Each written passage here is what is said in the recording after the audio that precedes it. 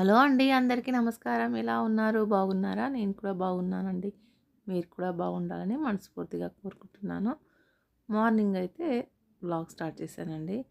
అలాగే మన ఛానల్‌లో కొత్తవారు చూస్తే ఛానల్‌ని చూసేవారు కొత్తవారైతే ఛానల్‌ని సబ్స్క్రైబ్ చేసుకోండి. పాతవారైతే వీడియో చూస్తున్నవారు లైక్ చేసి కామెంట్ చేయండి ఫ్రెండ్స్. ఎలా ఉంది వీడియో అనేది? ఓకే అండి. ఎలా ఉన్నారు? బాగున్నారా? నేను కూడా బాగున్నానండి. మార్నింగ్ అయితే ఇలా వాకిలి ఊడ్చేసి ముగ్గు అయితే పెట్టేసాము. ముగ్గు అయితే నేను పెట్టలేదండి. మా ఇంట్లో మా అత్తమ్మ అయితే ఈరోజు ముగ్గు పెట్టింది.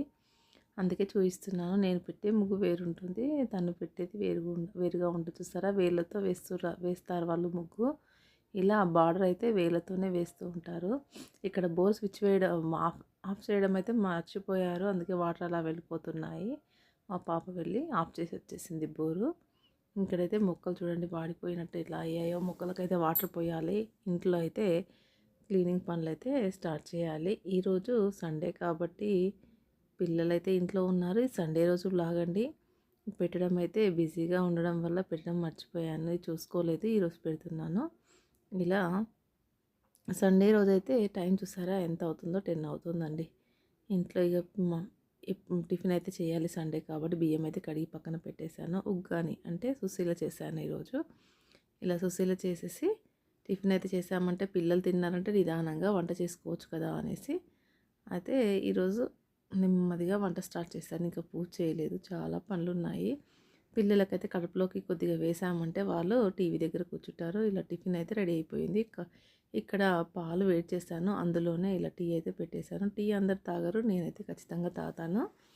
అందుకని టీ పెట్టేశాను. అలాగే కర్రీ చేసి పెట్టేశామంటే రైస్ తినే ముందు పెట్టేద్దామనేసి కడిగి పక్కన పెట్టేశాను. కర్రీ చేసి ఇంట్లో పనులన్నీ కంప్లీట్ చేసి పూజ చేశానండి.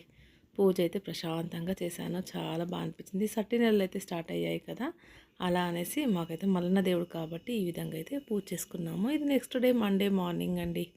మార్నింగ్ పిల్లలకైతే స్కూల్ ఉంది కాబట్టి ఈ విధంగా అయితే రైస్ వండేసాను, పప్పు చేశాను, కాకరకాయ కర్రీ చేశానండి. ఇలా పిల్లలకైతే బాక్స్ రెడీ చేసేసాను. ఇలా స్కూల్ ఉంది అంటే తొందరగా అవుతాయి. అదే సండే అయితే మాత్రం పనులు నిదానంగా అంటే రోజు చేస్తాను. కాకపోతే ఈరోజు సండే కాబట్టి నెమ్మదిగా చేద్దామని కొద్దిగా డీలా పడిపోయాను. ఇక్కడ సేమియా అయితే చేశానండి. మా సెకండ్ పాపకైతే సేమియా చాలా ఇష్టం. మా చిన్నది కూడా ఇష్టంగా అడిగింది.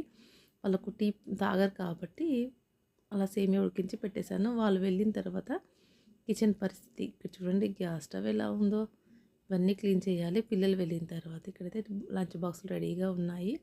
వాళ్ళు వెళ్ళాక ఇంట్లో పనులన్నీ కంప్లీట్ చేసుకొని ఇక్కడైతే దోశ కోసం మినప్పప్పు అలాగే బియ్యం నానబెట్టేశానండి.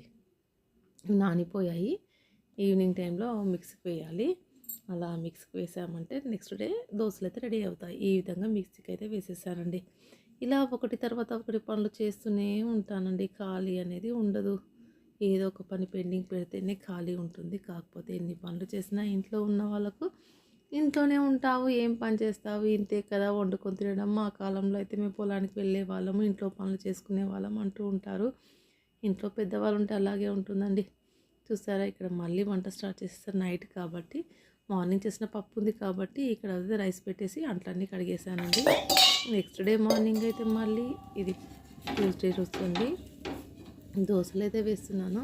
ఇదండి పరిస్థితి. 3 రోజుల బ్లాగ్ అయితే ఇందులోనే పెట్టాను. కాకపోతే మా ఇంట్లో పరిస్థితి చూడండి. పిల్లలు దోశలు వేస్తూ ఉంటే ఒక్కొక్కరు ఒక్కొక్క రకంగా పిలుస్తూ ఉన్నారు. వాళ్ళని రెడీ చేస్తూ దోశలు అయితే వేస్తున్నాను. ఒకరికి జడలు వేసుకుంటూ ఒకరికేమో డ్రెస్ తీసి పెట్టేశాను. వాళ్ళ చేతికి వాళ్ళు దొరకదనేసి ఈ విధంగా అయితే చట్నీ రెడీ అయిపోయింది. వాళ్ళు తినాలి, తినేసి వెళ్ళాలి. ఇక్కడ చట్నీ ఏంటంటే 2 చేశానండి. పల్లి చట్నీ చేశాను, అలాగే ఇది సొరకాయ చట్నీ అండి. బాగుంటుంది దోశల్లోకనే చేశాను. ఇలా ఒక్కొక్కరికి దోశలు వేస్తున్న ఎవరికి నచ్చింది వాళ్ళు తినేస్తారనేసి చట్నీ అయితే 2 చేశాను.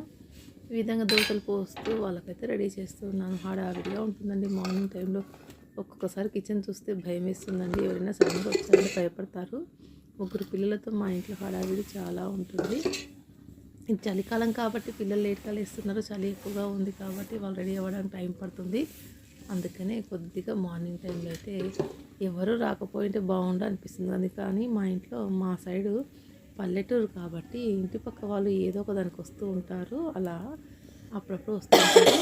ఈ విధంగా అయితే దోశలు వేయడం అయితే స్టార్ట్ చేసేసాను. ఒక్కొక్కరుగా వాళ్ళు దోశలు వేసిచ్చేసాను, తినేస్తున్నారు. ఇక్కడ చాలా చలి ఉందండి. ఇక్కడ ఏంటంటే ఒక్కొక్కరికి ఒక్కో దోసలు వేయాలట. ఈరోజు ఇక్కడ ఒకరికి ఎగ్ దోస కావాలి, ఒకటి కలర్ దోస కావాలట. కలర్ దోస అనంగానే టక్కున గుర్తొచ్చిందండి నాకు బీట్రూట్. అలాగే బీట్రూట్, క్యారెట్ 2 మిక్సీకి పట్టేసి ఆ జ్యూస్ని వేసేసి ఇలా దోసలైతే వేస్తున్నాను. పిల్లలు అంతే కదండి, ఏది చేసినా అది ఇష్టంగా తినరు, లేనిదే కావాలంటారు. మా చిన్నది కూడా ఈరోజు డిఫరెంట్గా కావాలి, ఏదైనా దోశ చేయమంటే ఈ విధంగా అయితే దోశలు వేస్తున్నాను. సరే చేద్దామనేసి కొద్దిగా పిండి ఉందనేసి చేసేసాను. ఈ విధంగా అయితే నైట్ అయితే ఈ విధంగా దోశలు వేస్తున్నాను. మార్నింగ్ ప్లెయిన్ దోశలు వేసి ఇచ్చేసాను. నైట్ కావాలంటే ఈ విధంగా చేశాను. ఇలా చట్నీ అయితే ఉంది కొద్దిగా, అందుకే వేసి ఇచ్చేసానండి. ఇలా ఉంటుంది పిల్లలతో. మనం చేసింది వాళ్ళు తినరు, వాళ్ళు అడిగిందే కావాలంటారు. అప్పుడప్పుడు చేస్తూ ఉంటారు మా ఇంట్లో పిల్లలైతే ఈ విధంగా. ఇక ఈవినింగ్ అయితే కూరగాయలు వచ్చేసాయి. ఇప్పుడైతే కూరగాయలన్నీ సదిరేసేయాలి. కందికాయ కూడా ఉడకపెట్టేస్తాను. కూరగాయలు చాలా మండిపోతున్నాయండి రేట్లు. ఇలా మిడిల్ క్లాస్ ఫ్యామిలీస్లలో కూరగాయలు లేకుండా పొద్దు గడవదు. కానీ ఇలా ఒక హాఫ్ కేజీ తెస్తే ఒకటే పూటకు అది దగ్గరగా చేస్తే కొద్దిగా అవుతుంది. ఇలా కూరగాయలు అయితే బ్యాగ్ నింపుకొని వస్తే ఫ్రిడ్జ్ నిండిపోతుంది. తెచ్చినప్పుడే నిండుగా అనిపిస్తాయండి. రోజు వండుకుంటూ ఉంటే ఆ కూరగాయలు ఖాళీ అవుతూ ఉంటాయి. రేట్లు అయితే చాలా ఉన్నాయండి. ఇదండి ఈరోజు మీతో నేను వీడియో షేర్ చేసుకున్నాను.